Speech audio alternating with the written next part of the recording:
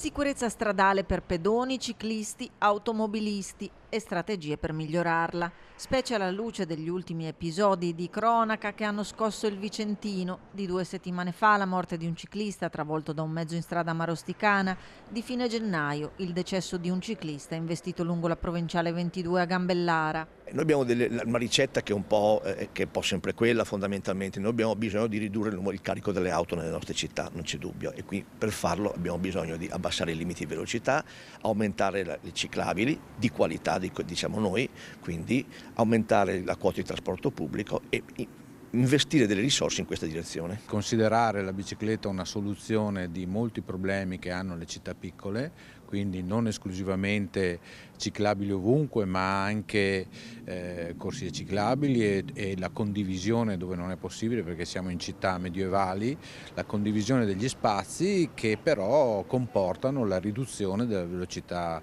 delle automobili. Un convegno, quello promosso dalla FIAB Veneto, per fare un'analisi sul futuro della ciclabilità nelle città del Veneto. Confrontare le buone pratiche delle più grandi città del Veneto, partendo da una considerazione: i dati ultimi di Eurostat dicono che il tasso di motorizzazione in Italia è quasi 700 auto su 1000 abitanti.